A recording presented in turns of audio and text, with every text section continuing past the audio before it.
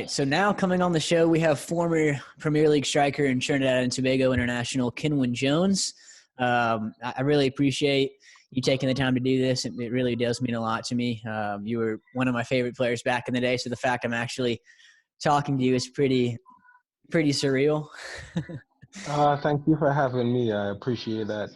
I guess we could do this all day because all we have is time at the moment. So, Yeah. it's great being on and, kind of going over some of the memories of the past. Yeah. Yeah, absolutely. Well, I mean, first things first, I hope you and your family are staying safe and healthy during the coronavirus outbreak. How Yeah. has the virus affected your area? I mean, what's the situation like there? I mean, for me, to be honest with you, it's a bit scary the way things are happening, the way the virus is spreading. It's obviously we've had a lot of viruses in the past, and it's been, you know, a little bit peculiar to different countries. Not everyone is affected by it, but this is spreading like wildfire, and the, the world needs to be a little bit more conscientious of how we operate during these times. For myself, I like the inside time. This is me on a daily basis, regardless. Always at home. So it doesn't bother me that much, but still, we're trying to adhere to, the guidelines in trying to keep safe and not spread the virus. And hopefully, that will help, because apart from this, I don't think the virus is just gonna just disappear. They're gonna have to come up with something to combat the symptoms that is going around. So hopefully we can do that soon. Someone who's loved science since the age of 2 will come up with something in a lab somewhere. Yeah, for sure. I mean, so what have you been doing? Just hanging out inside, been exercising at all and stuff like that? Yeah, I've took a break from exercising maybe for like about 10 days now. Mm-hmm. Because our restrictions are moving a little bit slower than everyone else's. We have like just over 100 cases, Mm-hmm. and to prevent the pandemic from spreading, from you getting that community spread, we're now just like restricting, you know, um, most um, businesses. Today we've just closed restaurants totally. Before you could have done takeout, no in-house dining. So we've restricted restaurants totally. The essentials are open, like pharmacies and grocery stores. They have limited the amount of people that could be in at one time, so it's Mm-hmm. down to like 5 people at a time. And just like all the other guidelines, you are required to wear masks and wash your hands and all of that. And most of the like groceries and pharmacies, you have like those portable sinks outside where you have to wash your hands and all of that before you get into the store. So it's been okay, but obviously the pandemic is not the best. Yeah. I mean, just doing what you have to do at this time. Of course. And just a quick, I mean, did you know, I mean, having lived in England for, a large part of your life, and then obviously playing in the US for a little while, I mean, did you know always that you would go back to Trinidad after your career was over? Oh yeah, from the very beginning. I've never had it in my mind to stay in a different country. Yes, people move to different countries and they like how things have been done and the life they lived and all of that. But for me, it was more, I'd like to say, a life experience for me, going out and experiencing other cultures and obviously the sport. But I've always wanted to come back home when I was finished. Mm-hmm. It's never been a question in my mind. Yeah. Great.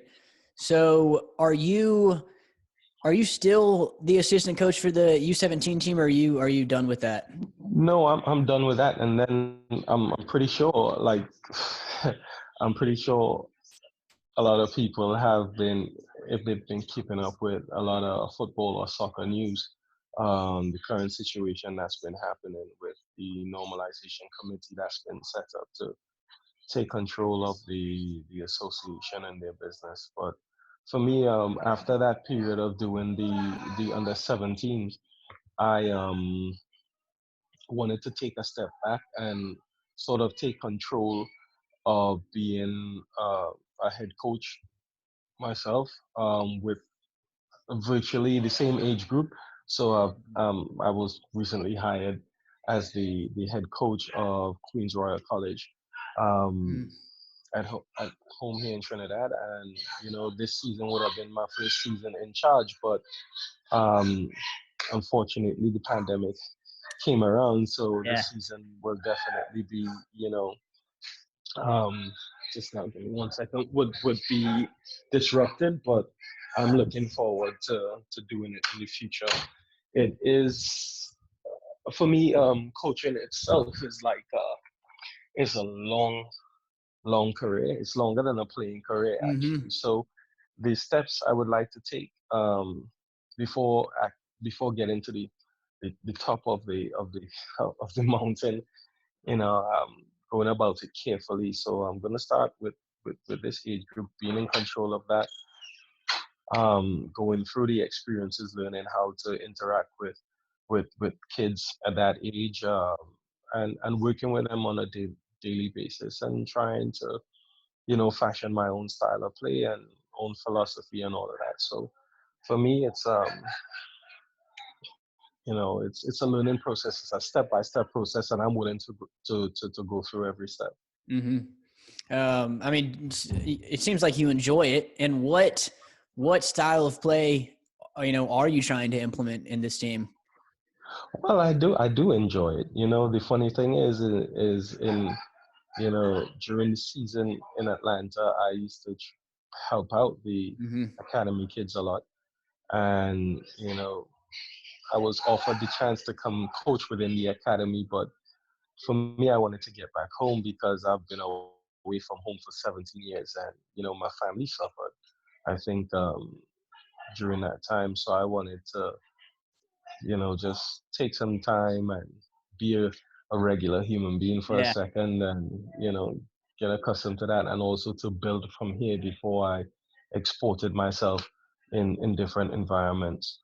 So I do enjoy it. To be honest with you, after such a long career, I didn't want anything to do with the sport for a Hmm. while. I wasn't watching it. I wasn't keeping abreast of what was going on. And I had a couple of friends that were basically in my ear 24/7, just trying to get me to come coach and to Mm-hmm. be a part of stuff. And that's how I got involved so quickly after. And, being able to share my experiences with the youth is what, drew me in so much. Um, for me personally, it to say that you have a particular style or philosophy of football or soccer, it's difficult because we're going through a period of change in the way that the game is played, so you always have to keep abreast of that. And then the basic fundamentals of the game, it doesn't change: running, defending, Yeah. attacking, it doesn't change. So it's all about how you help players to be creative, to be imaginative, and to also follow the basic principles of the game, body position and defensive positions, offensive positions, and it's down to some detail as well, how you analyze your opponents and try and figure out their weaknesses, and actually work towards exploiting that weakness. Yeah. Well, great. So, I mean, before we get into your career really quick, I mean, what was it that made you fall in love with the game? I know that football is such a big part of the Trinidadian culture, and I know your dad and uncle both Hmm. played, but you didn't necessarily want to play football when you were young, right? Nah, I wanted to be, my own Atto Bolden or Maurice Green, Yeah. for Americans I would know.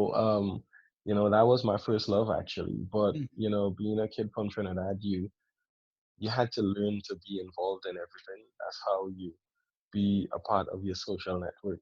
Yeah. So during the summertime, when we're off school, we have like 8 weeks of vacation time. So, every week in our neighborhood we would have, different streets playing against different streets, or something we would call like phases. We the kids from one phase will play against the other kids in each sport, and that would be, football. You'll have athletics. You'll have cricket. Mm. Obviously, you'll have basketball. You'll have even netball.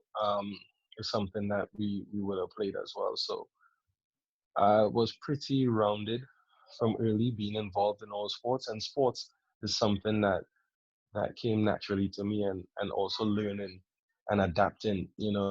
That's how I think kids learn a lot when they interact with other kids. They learn to do stuff. They dare themselves. They try stuff. Mm.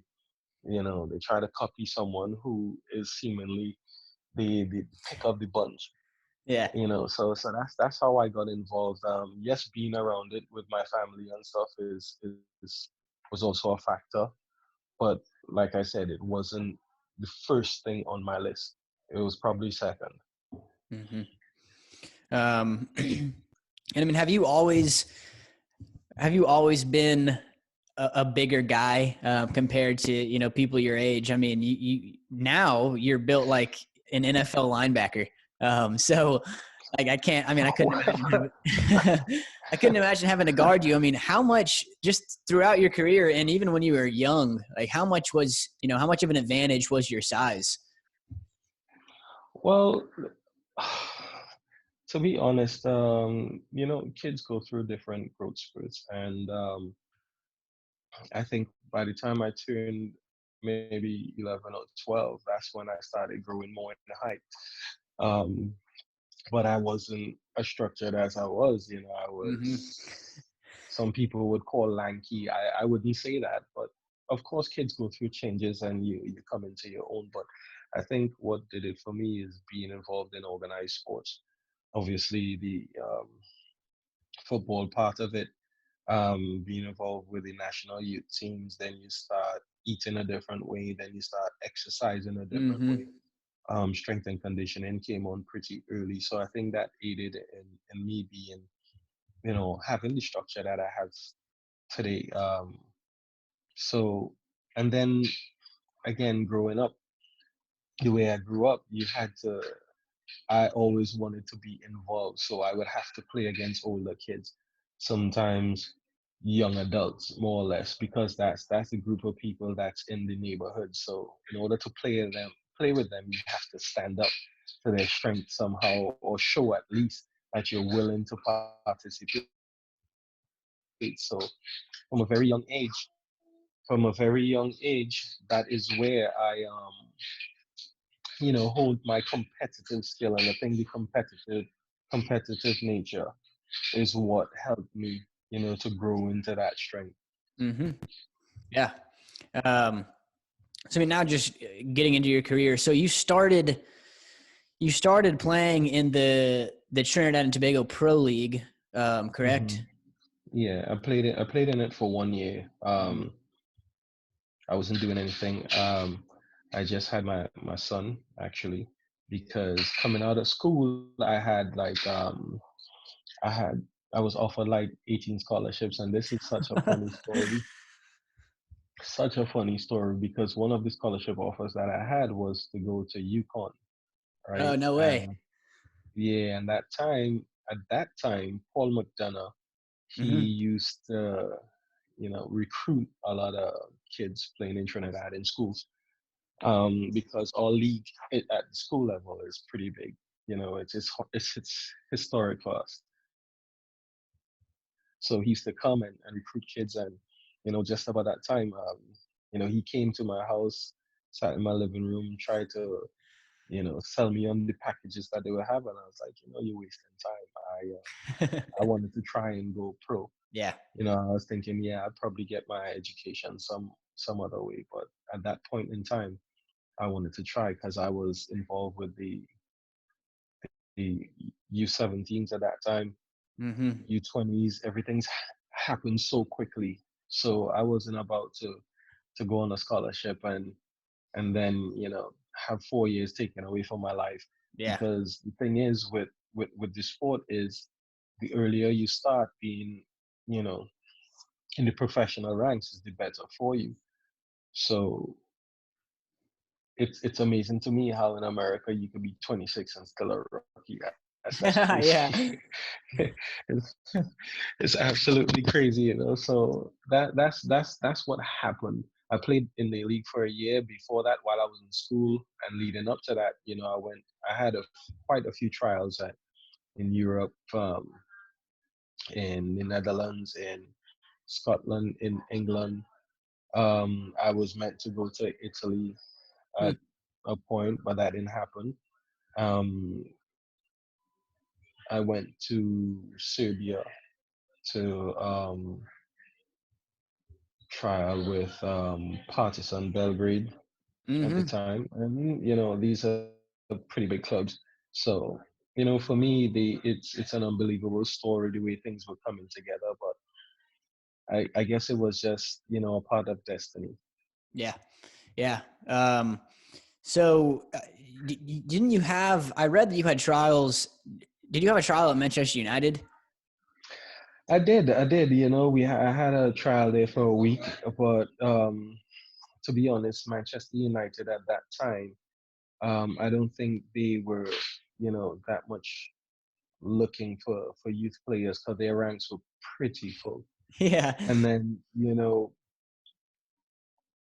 coming in there, it was a surreal experience because I mean, you're seeing Van Nistelrooy, Roy Keane, Dwight York, David Beckham, Paul Scholes, Nicky Butt, yeah, Stam, and it's like I think that's my first view of the top players Yeah. in the world. And it was an eye-opening experience for me because I knew at that point is something that I definitely wanted to have in my life. The experience was great. Some of the players that I was on trial with or had the experience of training with during that week, some of my friends today, and I ended up playing with them later on in my career at different junctures. Mm-hmm. So it was a great experience. And then after that week, I went to Middlesbrough, and some of those guys who I Yeah. trained in with, became my friends, and up to this day. So it's less like a building block of experiences that became my life. Yeah. So then, how did you end up at Southampton? Well, after the Manchester thing, I went home. I played in the league for a year, Mm-hmm. and then um, videos being sent out of people because the network of football it goes across the globe. So people are in touch with people asking questions about players, and they sent my clips to Southampton. But before I went to Southampton, I was in the UK for like 3 months. I was 17 at the time, or 18, yeah, 18 at the time, Mm-hmm. and I was in the UK for 3 months on my own, going from hotel to hotel, random people picking me up to take me to training, not having a clue or where I'm gonna be, who is gonna, look after me. So the first place I went to during that 3 month stint was Glasgow Rangers in Scotland. Mm. I spent 2 weeks or 3 weeks there. They loved me up there, wanted to sign me again. Some of the guys I played with became friends, and I played with them later on in my career. Um, then I went to, and then they allowed me to go to West Ham and Reading after that. The academy coach was like, you know what, we want you back here, but some people down south, as they call it, want to see you. And if you don't like it there, you could always come back, and Yeah. you can stay here. It's fine. So I went, and I had trial at West Ham and Reading, and they were fantastic. I had the opportunity to sign with them as well, and then I left there. I went to Southampton. But by that time, I was like mentally really tired of going from Mm-hmm. place to place, and then also having the complications of not being able to settle somewhere, because in this game it's like anything else, it's about greed. So people want to have ownership to be able to make the most money that they can. So that kind of scuppered some of the deals that were supposed to take place and the places that I was supposed to be at. And when I got to Southampton, I was like, you know what, they want to sign me here, let's make it happen Yeah. here. And that's what took place, because after Southampton, I was supposed to go to Tottenham Hotspur after that, and I was like, listen, I just can't do it. I can't do it anymore. I've been here for 3 months on my own. If it can happen here, let it happen here. Yeah. If it doesn't happen here, I can always go back to Scotland and sign for Rangers or whatever. And it pretty much happened. I signed there in like the March of 2004. Mm-hmm. I signed for them, and then I went home, and then I went back in June of 2004 to start preseason training, and more or less the beginning of my career, I would say, in the UK. Yeah. Um, so, I mean, did you know that you were going to get sent right out on loan? Because they sent you right out to Sheffield Wednesday right when you signed, right? Wasn't the plan, to be honest. I started training, going through preseason, playing with not the academy but the reserve team Mm-hmm. because of my age. So I wasn't playing academy football. So I got the experience of playing against the Cesc Fabregas and all of those kind of guys, because that's the kind of league you're in with the Premiership clubs at that Yeah. time. And while training for a couple of months, um, when I signed at Southampton, the manager that was there, he ended up leaving and signing for Sheffield Wednesday. And training over a couple months, they kept a great relationship with Southampton, obviously the academy people. And leading up to it, I was doing pretty well in training. And then he asked for me to come on loan. And they asked me because obviously I'm a foreigner. This is my first. I'm just into the country, so I guess they were at the point where they were trying to help us settle, And they asked me, well, you know, Paul Sturrock was the manager. He wants you to come on loan for a month. Do you think you would like it? Do you think you want to go up there? I was like, listen, I don't care. I will try it out. I don't believe in having, you know, so much roots because number one, I'm not from the country and I want to have the best career experience I can have. So it was a little help to me to go and play competitively. Mm-hmm.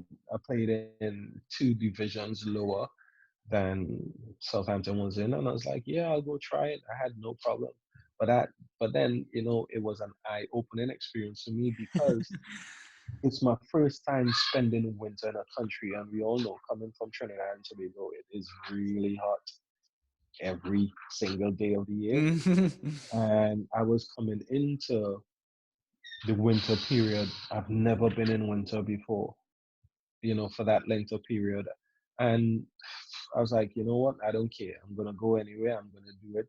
I'm gonna enjoy myself. And it turned out to be, one of the best moments of my life.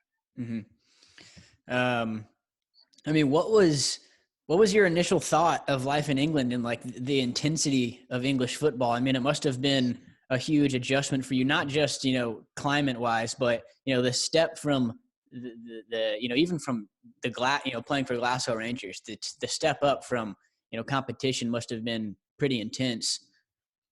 It was. It was. It's like anything, you have to get that period of adjustment. But when you're that young and fearless in a lot of respects, anything that is happening, you're gonna adapt.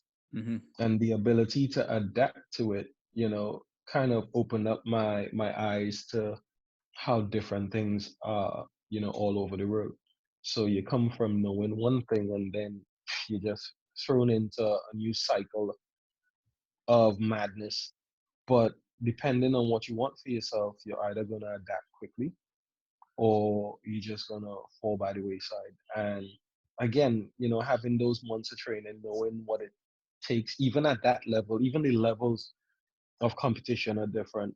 There are some things that you get away with in the Premiership, you can't get away with in the Championship, and you Mm-hmm. can't get away with that in the lower division. So I think it was a tester for them to see where I was at, what I needed, and it was a tester for myself as well. I welcome the competition because I'm thinking, listen, the great thing about this whole situation is that no one knows me.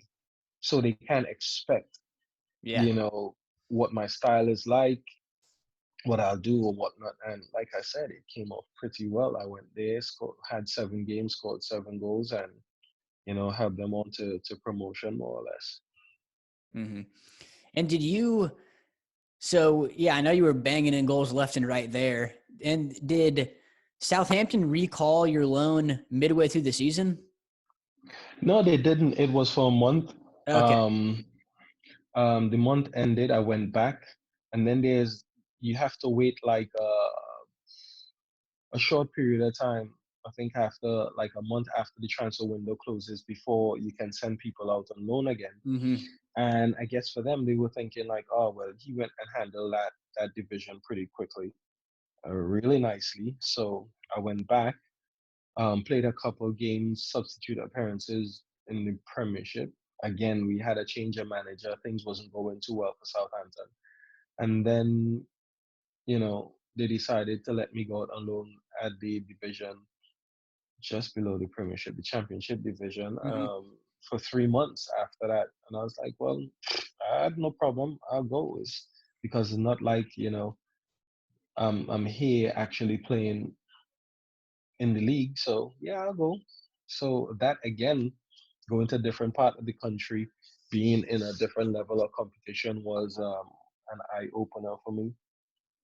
Um, Again, players that I played with there became my friends for life. Yeah. um, the area. Then I then went on to play for that club later on in my career, and it was fantastic.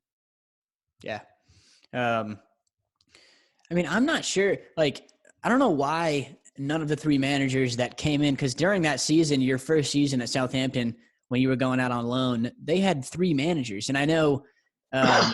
at the time they had, Crouchy and Kevin Phillips and James Beattie all up front, which gave you a lot of hmm competition. But and Brett Omarad.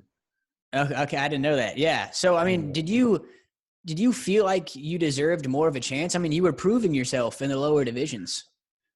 No, no, no, no, no. When I look back at my career now and understanding the way things and the integration period you need, the experience that you need for some time, I had no qualms with being at the place that I was at and the position that I was at the point in time. These guys have been playing at that level for quite a few Mm-hmm. years, and they understood what it took and the game. So I wasn't even really focusing on that.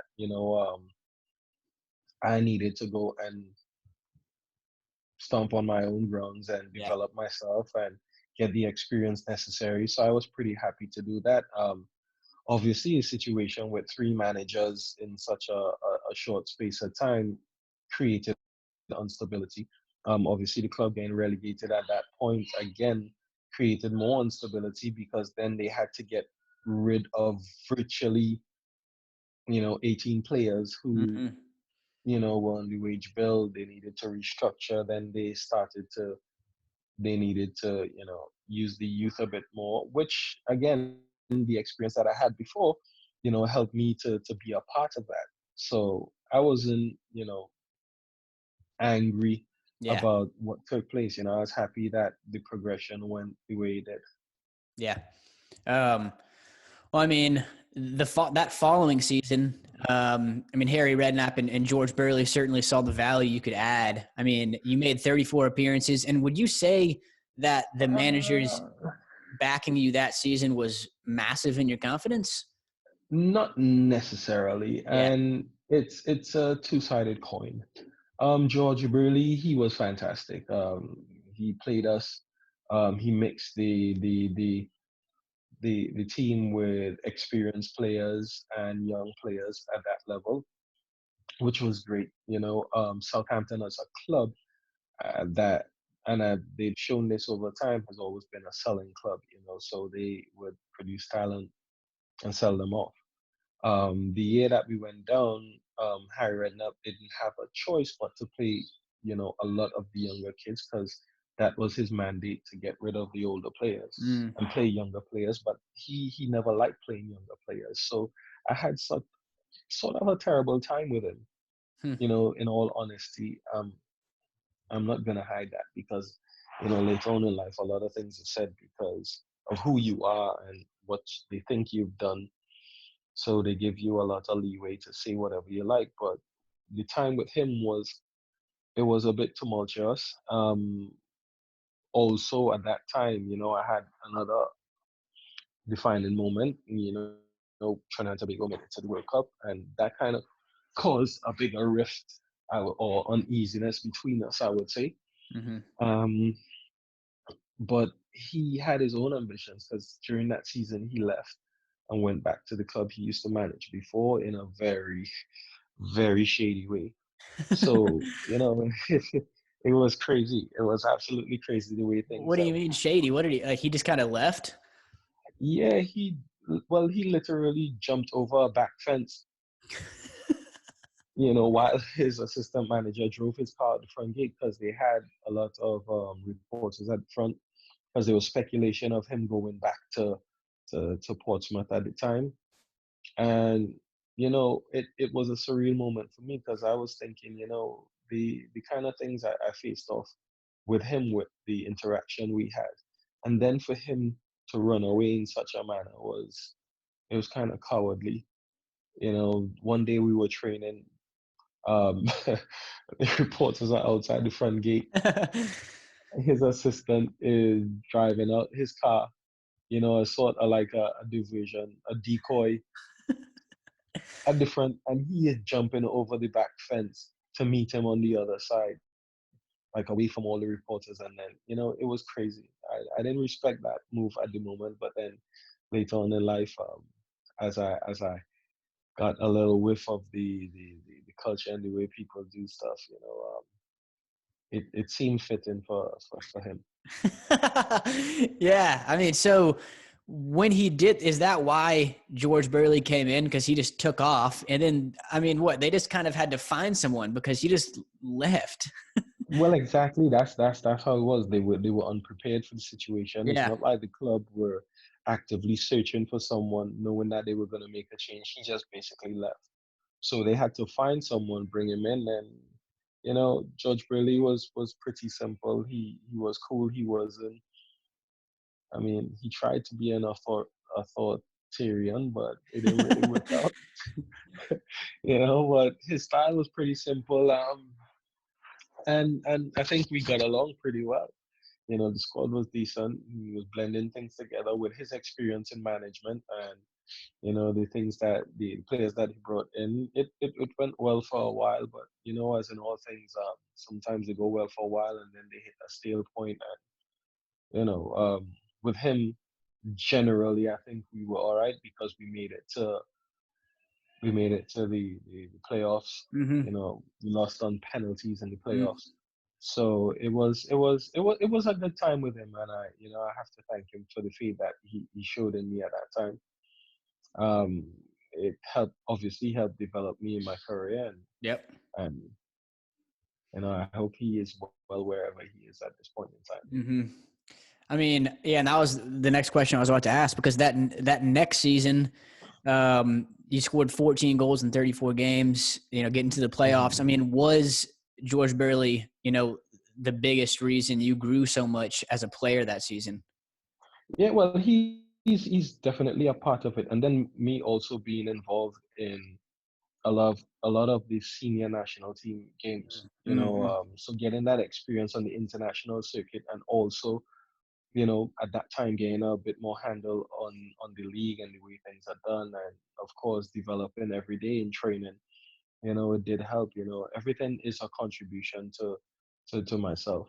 Yeah. So I can't deny the fact that he played an instrumental role, especially that season. But like everything else, there are a lot of things going on around you, so you have to deal with all of those Yeah. situations. To be honest, it's never as easy as it seems. Yeah. Um, so that, because you played in the 2006 World Cup with Hmm. Trinidad, and I can't. Yeah, So y'all tied Sweden, I remember. yeah, and then we lost to England and lost to Paraguay. Okay. All right. I mean, how was that experience? I mean, just playing. I mean, because Shaka Hislop was there, Dwight York. Yeah, I mean having that experience with them, it was iconic because they've been playing for I grew up watching them Yeah. play for the national team, and then being able to play with them, and getting to that point, making history for the country was really iconic. Playing against Sweden again, it up to this day, the Signal Iduna Park is still my favorite stadium in the world because obviously that's where we had the experience of our first World Cup game ever. Um, but the overall experience of the World Cup and how it's done, and it was so amazing, and it's something that I'll cherish for the rest of my life. Yeah. That's amazing. I mean, that stadium alone is pretty incredible. I mean, I've never been, but Uh, just seeing those Dortmund fans it's, are something else. well, the fans are one thing, but just the construction of the stadium Yeah. is what blows my mind. Even to handle the way that the fans, you know, demonstrate their support in that stadium by standing, jumping around. The Yeah. stadium itself is made like one of those, I don't know what you call it, maybe those earthquake resistant buildings that tend to move with whatever pressure it's getting. That's how the stadium is built, and like the pitch is absolutely fantastic. You have the dressing rooms, it's just an amazing stadium. Yeah. Um, well, after that, so following the World Cup in August of 2007, is that when you handed in a transfer request at Southampton? Well, that's when I was told to hand in the transfer request. Again, the business of football behind the scenes is what a lot of people don't understand. Hmm. Again, Southampton being a selling club, Sunderland came in with the interest. Southampton didn't want to just sell me like that because they would have to pay me some money to go Mm. because I didn't ask for a transfer. And at that time, the club was going through a very rocky period, and they needed to obviously recoup funds and whatnot. So they didn't want to have to pay anything out. And I was told by one of the directors at that time, listen, in order to get this through, the reason this is not going through is because, they need you, number one, to do the transfer request. And also as a PR move, it doesn't make the club look bad, like that's all they're doing, just selling off the talent. Hmm. The club wanted to remain, decent and upstanding citizen in the eyes of the fans. So I had to for my entire life I had to take abuse from fans for wanting to leave the club, and handing in transfer requests and all of that when that's not actually the case. Yeah. Yeah. So, I mean, I know that at that time, Derby was interested in you as well before you signed for Hmm. Sunderland. Was anyone else interested? Yeah, it was Derby and Sunderland at the time. Mm. If there were any other clubs, I didn't hear of any other interest. Yeah. So, again, I chose Sunderland because it had a lot of familiarity to me because there was Stone John there was Dwight York there was Hmm. Carlos Edwards there. So, I would have people that I knew um, at the club. So that's why I chose them in the end. Yeah. Um, it's not a decision that I regretted at all. Sunderland then became another part of my story, and it's one that I thoroughly enjoyed. Hmm. I mean, you just continued to improve while you were there. And, Mhm. by December of that season, I read that Liverpool and Chelsea both wanted to sign you. Well, Sunderland was it was a really concerning transfers. It was a sketchy period. Liverpool and Chelsea were interested at that time. Then we got to the end of the season. We had a meaningless game against England, friendly back in Trinidad, Mm-hmm. and leading up to that, to be honest with you, the the Liverpool thing was a done deal. And the summer of 2008, July 1st, I was going to go to Liverpool because Benitez at that time was interested. Things were being done. And then we had the game in Trinidad, and after 7 minutes, I got injured, Oh. and a knee injury, and that I think at that moment when I got injured, the thing that I cried most about was the fact that I knew I was going to Liverpool the next month. Not the fact that I got injured, because I'm thinking, you know what, I'm young, I'm Superman, I'll heal. That's not Yeah. that's not an issue. Mm-hmm. But knowing that I was gonna go to Liverpool the next month, I think that hurt me the most.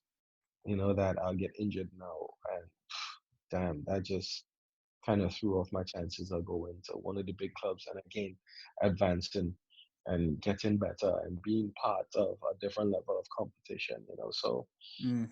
unfortunately, it didn't come off at that time, but Yeah, man, it is what it is. I hate to hear that. I mean, but Liverpool, did they like continue to chase you after that? Because I read that they tried to sign you in 2010 as well. Listen, that's another piece of drama. So in between the Liverpool, right?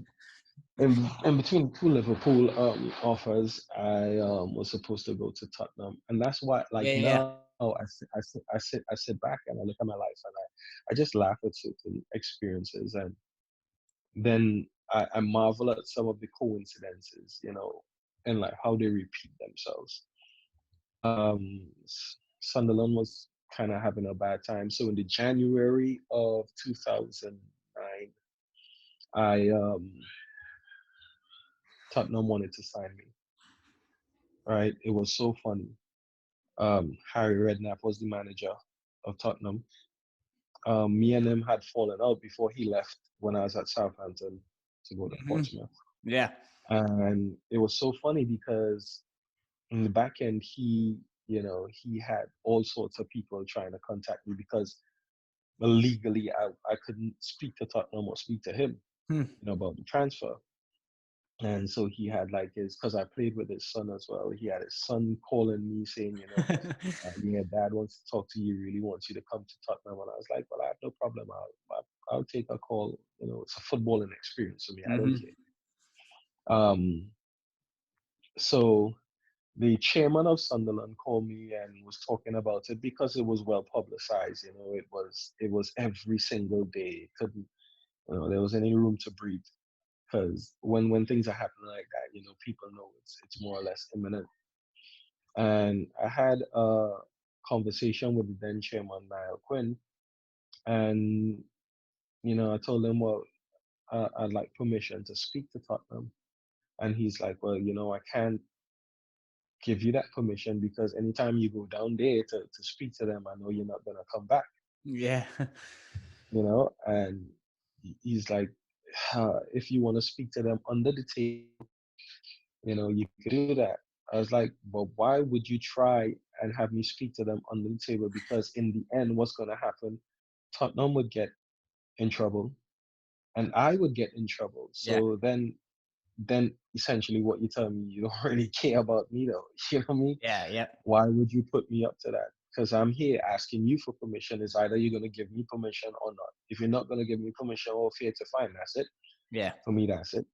But another thing that I don't value in life, and especially in that arena, is people not being able to be honest about anything.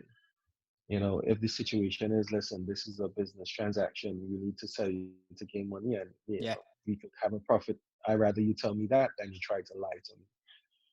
But in any case, Harry Redknapp still called me, and in that phone conversation, it was like, whatever happened in the past, I'm sorry.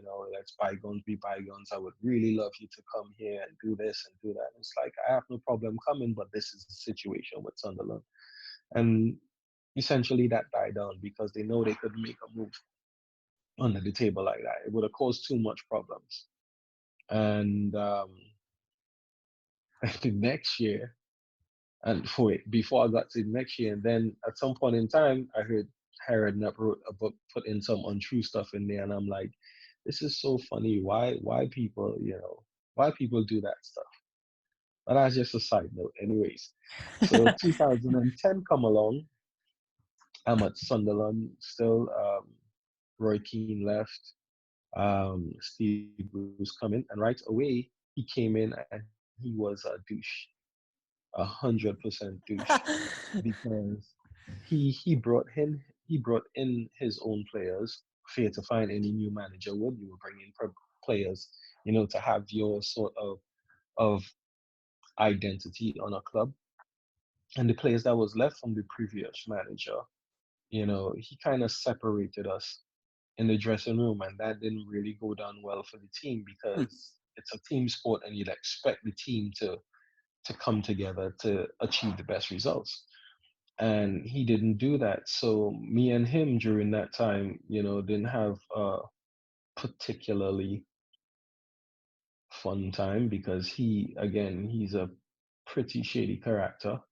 Hmm. Um, Also, at that time, I was going through a divorce, so my mind, I was expected to perform on the pitch and also, you know, juggle what was going on off it. Yeah. And I mean, I wasn't really myself, to be honest. I was still putting in performances, still helping the team and whatnot, but I wasn't 100% mentally because at the end of that season, I think I got to the point where, I was like, you know what, I'm just gonna stop playing this sport and I don't care. Wow.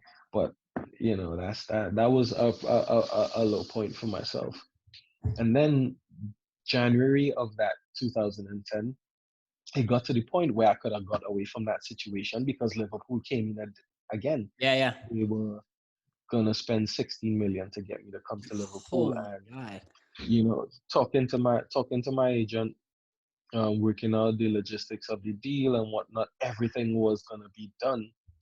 And then, I think just out of spite, one day during that period, you know, me and him had I won't say a falling out, but he tried to, I don't know if he was angry at the situation or just had the pressures of his job and the things that he needed to do.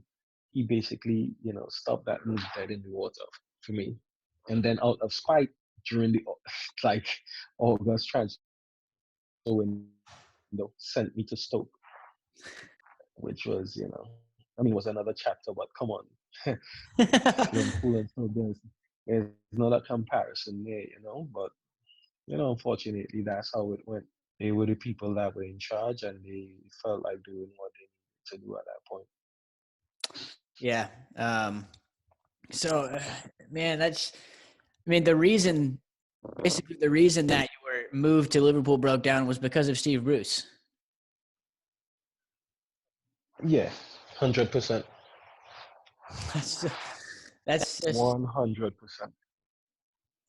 I just hate to hear that. I mean, the fact that, you know, you had the agreement done, a couple years prior and you Hmm. got injured and then they came again like, okay, now this is happening and Steve Bruce Yep. is there to ruin it. That's just such a shitty thing to do. Yeah, it is. But unfortunately, that is the nature of the folks you deal with in that type of business, and I guess in any type of business, more or less. You have the shady characters that wouldn't do things the right way. They will do it based on emotions and what they feel like at the point in time. So it's about thinking about yourself more or less. And maybe during my career, I think, if I had one downfall during my career, maybe is the fact that I didn't put myself first. You know, um, but it was pretty hard for me to do that at any point in time because that is not naturally a characteristic of mine. Yeah. So when I'm in a team sport, I think of team first. I think of helping others to elevate in order to get the result. Because in the end, as much as you get plaudits as an individual, the aim is for the team to do well. Yeah. So unfortunately, that's how it happened. Yeah. um, well, I mean, how would you, describe your time overall at Sunderland? I mean, what would you say, more good memories than bad, or just a lot of drama during that time? Well, to be honest with you, I have a different outlook on life. I don't look at anything as being bad or good experiences. I just look at them as experiences and try Hmm. and take the lessons from them. So I also believe that everything that happened at the time was supposed to happen as the way life was supposed to go. The things I did to get to the points that I needed to, I think I did it. But sometimes it's written in the stars for you to go a particular path. So the memories I have of Sunderland has always been good. I mean, I've been through you know good experiences. You would say for some people, I've been through experiences where the club wasn't doing so well, but we still got our hands tucked in. Um, Off the pitch, I went through some indifferent experiences Hmm. concerning racism in the street and all of that type of stuff. But for me, I'm a survivor. I'm an overcomer. So it's not something that stayed with me and got me down at any point. I just continued to do what I had to do, enjoy the experience, and moved on. Hmm. Um, so yeah, you signed for Stoke, and obviously you wanted to go to Liverpool, but in terms of Stoke City, that signing made a lot of sense. The fact that you played for them on loan some years back, and Tony Pulis wanted a big, strong guy up front that could dominate in the air, because Stoke at that time were very Uh, direct, physical style of play. I mean, did you like playing for Tony Pulis? to be honest, in my earlier years, the experience of playing under him at the time with the players that I played with, I love the experience. That was for a short time. Stoke playing for Stoke is up there in the experience I've had as a player. But him as a manager never changed. So the same way he was playing at that time, 2010, 2004, in my early experience, it was more or less the same. And like I say, football, it goes through changes and you have to be able to adapt. I'm not saying that he didn't get some decent results or whatever, but then that just keeps you at a certain level. And my first year was fine. We did well enough to make it into the FA Cup Mm-hmm. final. We played the Europa League, so I mean, for us, we did pretty well at that time. But then again, like I said, it's it's in this sport you deal with a lot of shady people who can't be honest. So when we made it to the FA Cup final and played in Europe, he then separated the team in another way, which wasn't really nice. Um, and I hardly played in the league that year. On the top of the fact that the I had a dodgy, sketchy agent who brought another player in my position, didn't tell me, so I could have moved on somewhere else where I could have Yeah. played. So that in itself as well, added to that season. Not the fact that you know the player was doing better than me. I just think that it was like any club. You bring in someone new, you play them. It Yeah. ties in with the fans. It sells the story. It sells the shirts. That type of thing. And that's what happened then. But then in Stoke, it kind of ended on a sour note, I would think.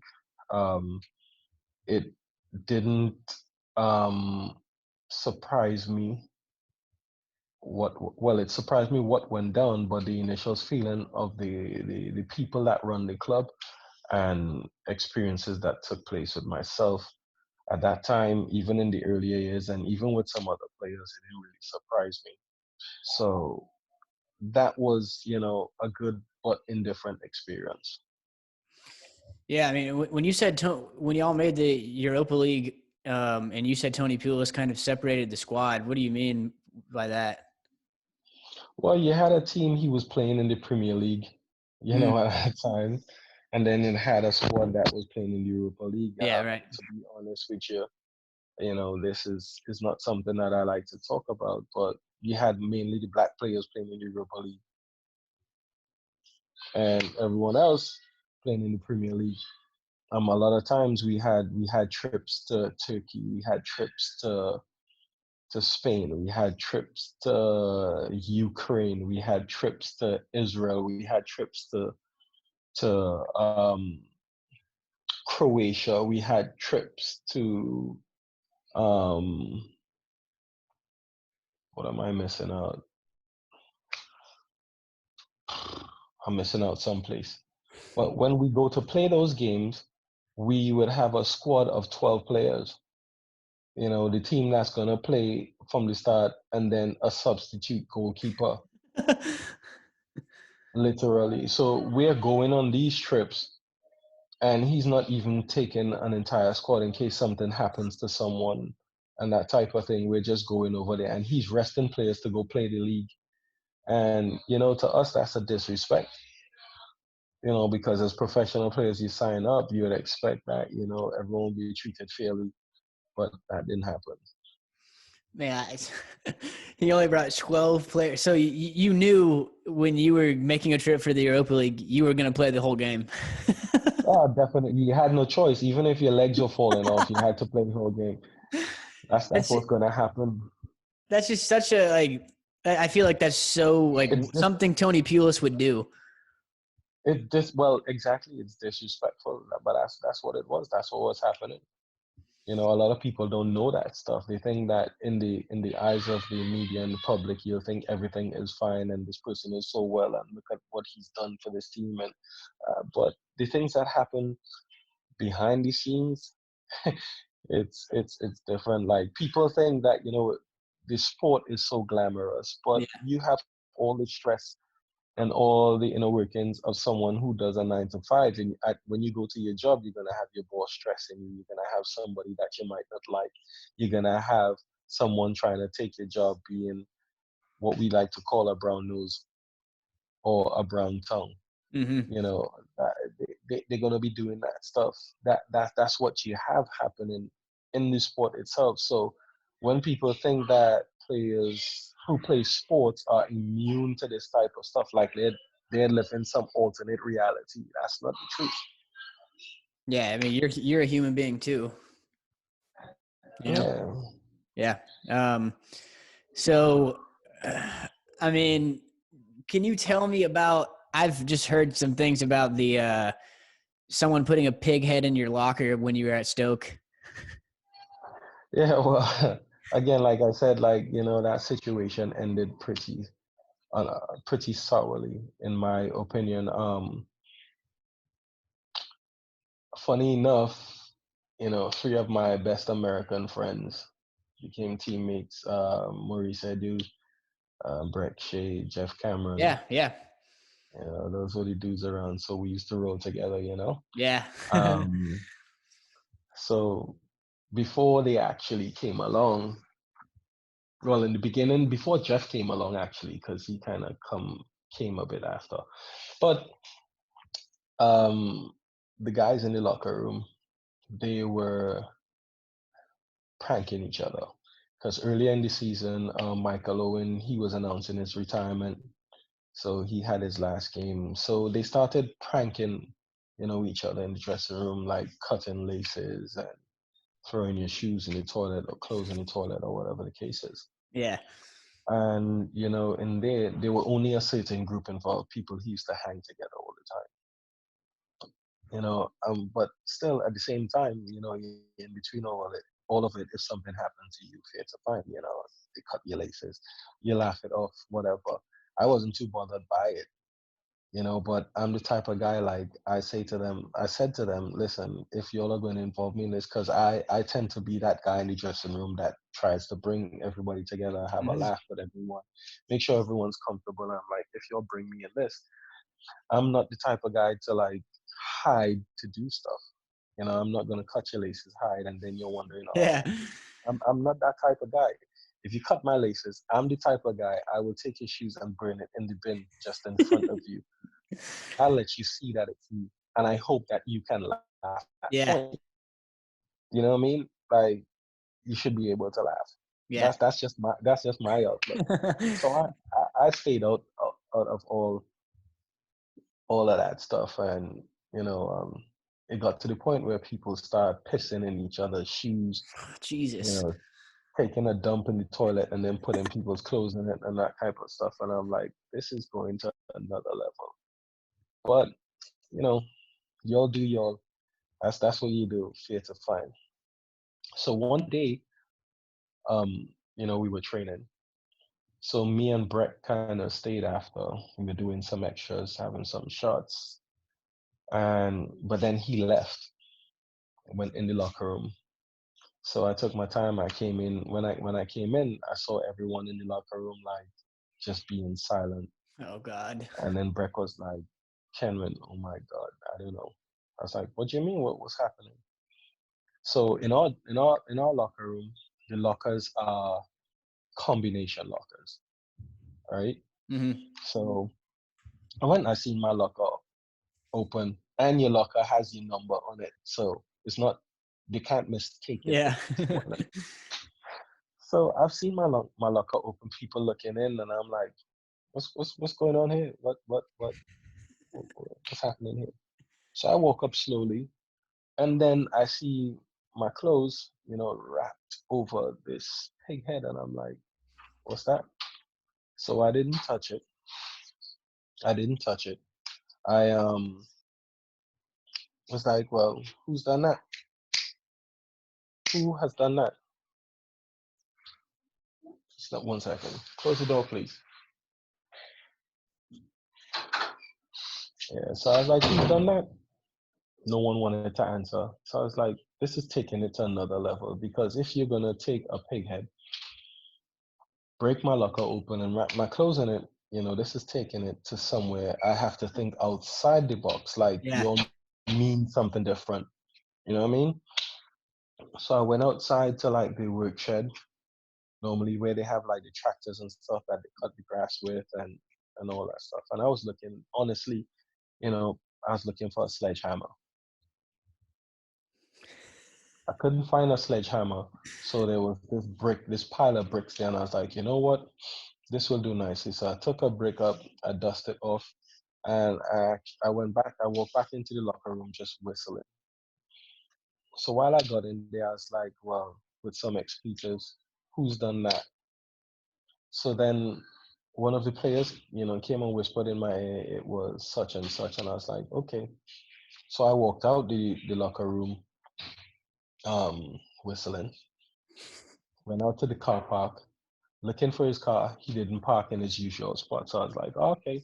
So I went around searching, but in the car park, like the people in the office, they can see down the car park and Mm-hmm. front gate. It had fans outside the gate because they normally get to walk around the training pitch on the outside of it, and they will see us train. So you'd have fans there every day, more or less watching you train. So I walked out in the car park, and there outside the front gate, people upstairs in the office. So I found this car, and I just bricked his windows. Walked back in calmly. I picked up my clothes with the pig head in it, and I just threw it in the bin. And I went home. So then he started like, the player started messaging me what is deemed to be threatening text. And I'm like, listen, dude, you don't have to threaten me. I'm going to send you my address. You could come see me.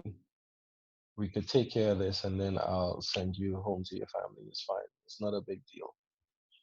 Um, but with all the situation going on, we had a game against Southampton, last game of the season.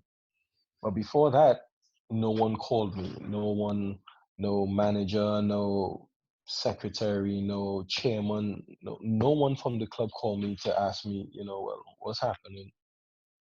What's going on? Are you feeling? What you think made this incident get to the place that it is? Nothing like that. Everyone was just about their business. So then the manager called me and was like, I just want to make sure this is not a religious issue and all of that. And I'm like, I said, what that? But this time they were already in Southampton because I told them I don't feel comfortable traveling with a team that thinks it's okay to do what they've done. Mm-hmm. You know what I mean? And then he hung up. And then later on, Jeff called me and he's like, Kenwyne, listen, this thing is really serious because these people are having a jog and they're having a laugh about it while they jog in. So I'm like, ah. So then it makes me think that, you know what? Again, where I am, the place that I'm at, the manager, they don't care. So this is a more social issue than, this is something, it's an undertone. So I'm like, all right, well, fair to find. Then in the summertime, I got a call from the secretary and he was like, there was two other people involved and they are getting suspended fines, but you are getting fined for the incident and you have to pay to repair the guy's car. So I'm like, so the other two people, they're getting suspended fines, but I'm getting fined and I have to pay for his car. Okay, fair to fine for paying for his car, but why am I getting fined and they're getting suspended fines? Mm-hmm. That's just how it is. So I was like, all right. So then again, you're letting me know that, you You don't don't really care care. about me. Yeah.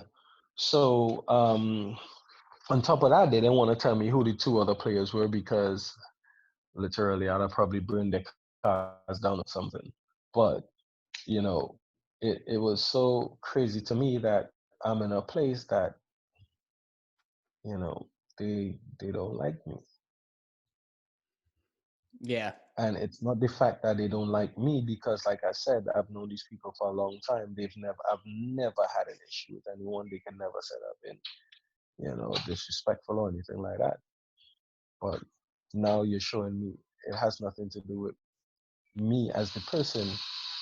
You don't like how I look. So I went away thinking that, you know what? And again, all these authorities that are in place, the PFA, no one did nothing. And I chose not to make it a big issue because I could have made it a big issue if I felt like it on my end. Because my wife at the time, she was Muslim, and I had Muslim leaders actually right in my house asking to handle the situation. So if I wanted to make it like a big issue, I could have taken it to a whole nother level, Yeah. Yeah. you know. But I let it go as it was, and then like I said, the things that happened, that experience and things that happened to other players in the past, it didn't surprise me about the place, about the club, how they run things, and you know. And then I went away, and obviously Tony Peters left because a lot of players were having problems with his managing style and the way we trained and all of that. So I guess the club at that point in time, thought after 6 years they needed a change. So yeah, they sacked him. They brought in Mark Hughes, and I think we had the Gold Cup at that time. And I went from the season straight into training for the national team into the Mhm. Gold Cup. And I know I'm supposed to get at least a couple of weeks or like 3 weeks after, to have a chill before I go back out Yeah. because I didn't have a period to rest. Not knowing that during the Gold Cup, like after our last game, I get a phone call. Listen, you need to report to training tomorrow. I'm like, what? So am I not due, a little time off because I've been going nonstop while everyone's been chilling out? It's like, nah. You have to report to train tomorrow. I was like, well, I have to go back home and get my stuff before I come meet you guys. So I went home, and then I came back to Houston actually because Stoke were on preseason in Mhm. Houston, and I went in. Some of the players who they say were involved. I got in. I shake everyone's hand, even the guy's car trashed. I shake everyone's hand. because I haven't seen them for some time. Mm-hmm. And then, I went through that period of that season, again, it being tumultuous because the first 5 games, and I know it was a mandate, by the way things were going on, the first 5 games I played, I scored. The sixth game I didn't score. After that, immediately I was on the bench and never played. Immediately I was on the bench and never played. So when it came to like the January of 2014, was it? I was like, you know what? I need to get out of here and go play some football. So doing a deal with Everton at the time Mm. to go play for Everton, I had a little covert meeting in someone's house like at 11:30 one night so that I wouldn't get caught by cameras and reporters and all that type of stuff. Spoke with the manager, getting the deal done. And then some people at Stoke messed that deal up. And Mm. that's how I got sent to Cardiff. But there was an issue um with me and, well, I won't say an issue with me and Mark Hughes, but I demanded an audience for, to speak to someone so I could sort my future out, because it's just like, you know, I'm being ignored Yep. to a place that I feel that I've been wronged by, and just to have a conversation with someone, I was just, being put in the back of the class somewhere. So I had to do something to try and get their attention. So we had a game against Liverpool. I know I wasn't going to play. I was going to be on the bench, just sitting there, not coming on, whatever the case is. And I told the manager, I was like, listen, I'm not coming into that game tomorrow. I'm not doing it until I get to speak to someone, a chairman, somebody. I'm not going to do it, because the situation here has become untenable. At the end of the day, if you think that I'm not worth, time to play, then there's no point in me being here. But you just put me there shows me a different side, saying that, you know what, I just want to, spike you for a second because I wasn't towing the line, Mm-hmm. which is, unbelievable to me, because I didn't do anything to anyone. I was Yeah. wronged in a way, and it was never addressed. So then I got fined for like 6 weeks for not coming to that game. Again, the PFA did nothing to help, because they're all a part of the system. Because I'm thinking they didn't help me when there was a clear racism issue. No one said anything, no one did anything. And then at this point, because I stayed away for a game, they were like, well, yeah, you didn't come to the game, and that's under your contract. So again, there's no human side or no human relevancy in the game and the way they conduct their business. So with that, they then got a deal done with Cardiff to send Peter Odemwingie Stokes way, and I went Cardiff's way when I was meant to go to Everton. In a nutshell. I mean, I feel like there were top clubs that you should have played for in your career that broke down because of how the clubs were run. It's because of people. It's because of people and how they run clubs, and what they think they're in control of, and how they decide to use that power. Yeah. Not because that I wasn't playing well enough or didn't have the talent, or was a disrespectful or disruptive teammate. I didn't have none of those issues. Yeah. It's just people and their egos, more or less, that cause situations that happen. Yeah. And then so yeah, you go to Cardiff in this kind of exchange deal. I mean, why did they send you out on loan, even though you were the leading scorer in that first half of the season? Why did they send you out on loan to Bournemouth?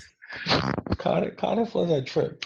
In the first, when they came up to the Premiership, it was a squad that lacked, I think, quality to be able to stay up there. Not saying that the players weren't good enough, but I mean, you're coming up against squads that have been settled for some time, and they Mm-hmm. have a different quality of players, and then you also have a club that's coming up from the championship that don't want to overspend, so they're gonna sort of minge on the quality of players they have and how they run things, and it's completely understandable. You see every season from clubs, over the years when they come up, how the team is structured, and then they might end up going back down. So went back down. On top of that, they had a very, I would say, different owner. He had a different ideal of how he wanted to do things. Nobody could understand it. It's just like playing Monopoly um, with his money and running things the way he done. He had certain superstitions because I mean, if people backdate over the season, they change, the team to red, and that caused an issue based on the history of the club. So things were a bit wild. And then the next year it got to the point where the club again was in such turmoil within in terms of their structure and how they were managing things. I guess they were trying to get rid of players to ease up the wage bill and whatnot, trying to balance the sheets because they had bring in, financial fair play and all of that. Yeah. So people had to try and get in line somehow. And uh, just like that, one day I come in from training and was like, listen, Bournemouth want to, loan you for a month.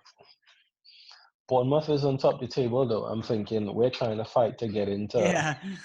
to playoffs and whatnot, and you're gonna loan me to Bournemouth. I'm like, what is going on here? But again, the everyday workings of the club and the things that they're doing and how they were carrying on their business, there are things that happening. So it happened for the month, and I was like, well, all right, you know. Yeah. See ya. Again, my life coming full circle because that was when I was at Sheffield Wednesday. That was the last game I had against Bournemouth in that league during that month that I was alone. And then, wow, I'm finding myself going to play for Bournemouth for a month. Well, okay, no problem. Um, so went there and had that experience. By that time, things were taking a different turn in England. The way business is being done taking a different turn, and I was like, wow, I've been here for like 13 years, Yeah. 13 years, 13 and a half years. You know what? I think I need a change of scenery, a change of area. Um, so I went down there, did that month. Of course, they got promoted. And then after that, I had the opportunity to go to. Meanwhile, sorry, I was talking to people over in the States to come over, Yeah. and I played against Bocanegra for national team and Mm-hmm. also in the Premier League. Paul McDonough, again, Yeah. like I said, the history that we had. Um, and things were just beginning in Atlanta. And I was like, that might be a cool experience to be a part of that. So I was trying to do that. Meanwhile, I was, before Atlanta, I was getting for like 4 or 5 years interest from people, Colorado Rapids and all of that, and they had an issue. They tried to bring up the disciplinary issue with the pighead situation. I'm like, um, y'all are going off the base point of what you're reading in the media. No one ever asked me what happened, Yeah. or my point of view on what happened. You're bringing up disciplinary issues. You can't be serious.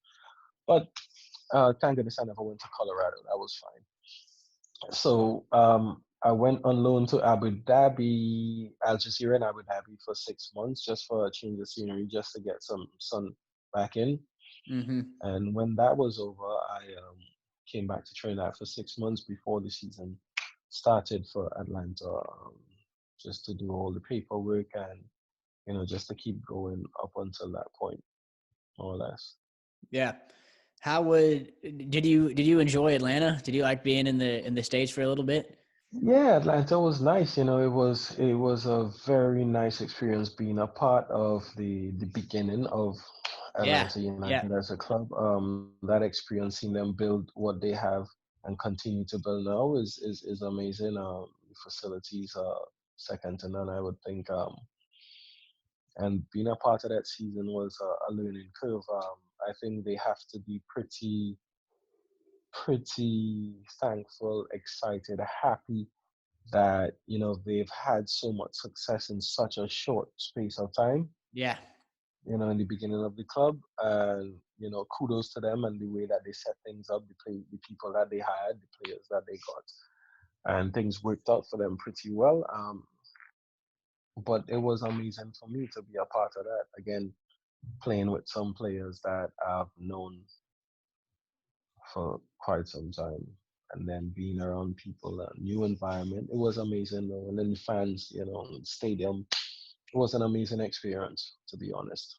Yeah, that Atlanta the football stadium. It's really cool that they play in the football stadium and they break attendance records every game now. It seems. Every game, it's amazing. Yeah. Did you go to any NFL or NBA games while you were there? Oh yeah, I did. I went to some NFL games, which was amazing. I Yeah. never got to see NFL games live before, Yeah. so that was an amazing experience. NBA games, that was an amazing experience. It was wild. I went to baseball games. It was really Yeah. wild. It's a different feeling, I would think, of what I'm accustomed to hmm in terms of atmosphere for sports and the way things are done. But it was amazing though. Yeah. I mean, how would you say the MLS compared to the Premier League or even like, the lower divisions in England? The First of all, in CONCACAF, we do refereeing totally different. So that's an experience when you have to hmm deal with that, every single week or twice a week as it stands. Um, the the game itself is different. I think there are a lot of people that, and to me, the league itself is pretty young. And of course, no disrespect to America, but America does sports and the structure of sports pretty different. hmm So it was a different experience, but it's something that, over time, I think will change and will grow. You have a lot of foreign managers coming in and bringing a different style of play and a different ideology to the game compared to what the Americans would think as coaches, and the way they set up the overall structure of not only the MLS but the other leagues and the way the sport is run in the country. So over Yeah. time they will grow. Over time they would learn because I mean you can't start off one way and then end the same way. Over time you're gonna definitely learn something, make some improvements, and also what helps is I think is the experience of the sport itself, the atmosphere, the way you welcome as fans, the way the PR is done, fans interaction is much different, hmm so that in itself will bring its own uniqueness to the league, Yeah. which is a good thing because every country that has a top league in the world, you're gonna remember it or want to participate in it for something. Something is gonna draw you there. The sport doesn't change, hmm so it's gonna grow for sure. Yeah. The way they do business, I don't know if it's going to change anyway soon because, like I say, it is set up differently to the rest of the world, and they have their own model of how they run sports, which it's not favorable to the majority of the people involved in sports. But Yeah. like I say, they'll come to some change at some point in time. Yeah. Um, I mean, those are really the questions I wanted to ask you about your career. I appreciate you kind of going into detail with those. I just wanted to ask you just kind of some general questions to kind of end Sure. this. So I just really want to know, like, how are you so good at winning headers? Yeah, you're a big guy, but a lot of big guys struggle to win headers because it's a lot about timing and getting up early and whatnot. I mean, was there a particular manager or coach that helped you improve in that aspect when you were playing, or did it just kind of come naturally to you? To be honest, what I had naturally, it came as a utility for all the people that I played with. Yeah. It's like I said, I was involved in a lot of sports, a Mm-hmm. lot of different sports. Basketball being one of them. I so learning. I was, dunking at the age of 14. No way.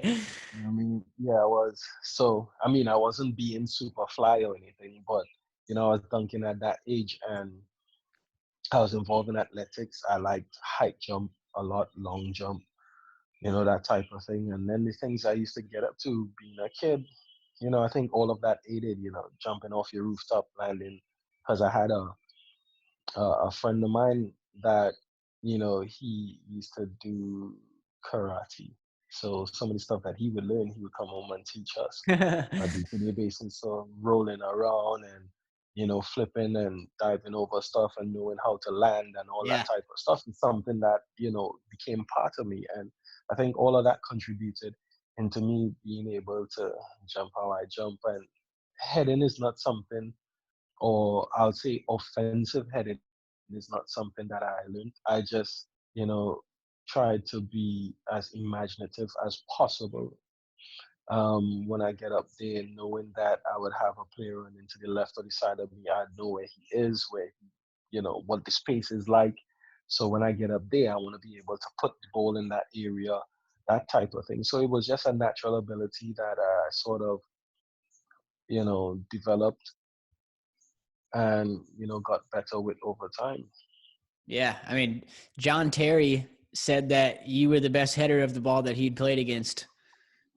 Yeah, apart from that, I think me and him had quite a few good tussles, and Oh yeah. it got to the point where when he was on shaky grounds with the manager, I didn't used to make him look too good, and not even in the department of headering, just overall strength and Yeah. he, coming up against me in those days, it wasn't too favorable for him, so he the banter we used to have during the games was really good. That's one of the things I remember the most. Yeah. Um, I mean, of all the clubs you played for in your career, where would you say you felt most at home?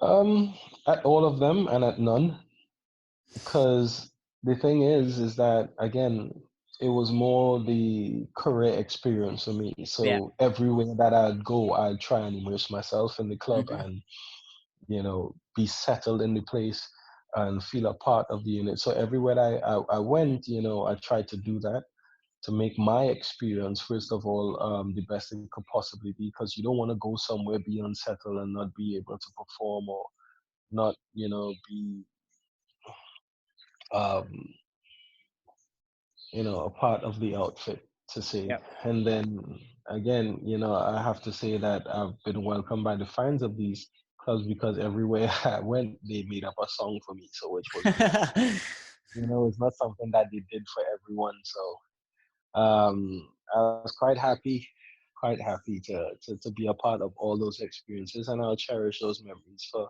until the day that I leave this earth, because as much as, people would like to comment on what, players do and how they should play, um, the reality is not everyone can do it. And the people that are outside with their opinions, they would love to be in that position to be able to do that. So I'm just thankful for the experience of all of these places, and I I I wouldn't change it for the world. Yeah. Who was the best defender that you came up against? Who was the guy where before the game you just thought to yourself, "Oh God, like here we go with this guy."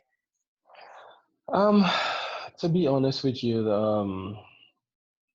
at different periods, different parts of the development you have, you learn to grow and to overcome obstacles. But for me, every time you play, everyone had something to prove.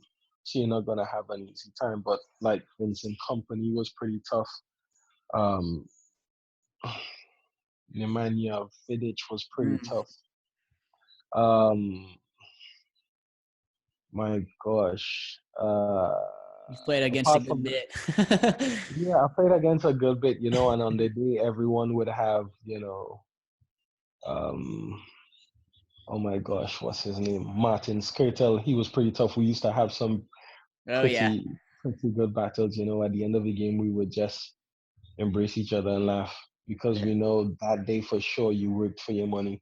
yeah, Um, wow, there's so much, but I just enjoy the experience of playing against all these guys because the thing about the game is that a defender could be on top of you for 88, 89 minutes, and then you just get that one chance, and you're the one running off smiling yeah, because you just snuck one in. But they were all great experiences for me. But I'll definitely have to say, like, Vincent Company was pretty tough. yeah, Julian Lescott was a bit tough, but they have the days that you have your ways to get around them. So yeah. it was great. Um, and last thing here, what was the best goal you scored in your career? What was the most important goal in your And that's the thing. People think that I have a favorite goal. I mean, like I'd say, like with each period and each experience that I went through with different clubs. Like when I went to Sheffield Wednesday, my first goal in that first game that I played, I had a goal and assist. But then in the next game, I had two goals, and one was like this spectacular volley from like the right side corner of the box.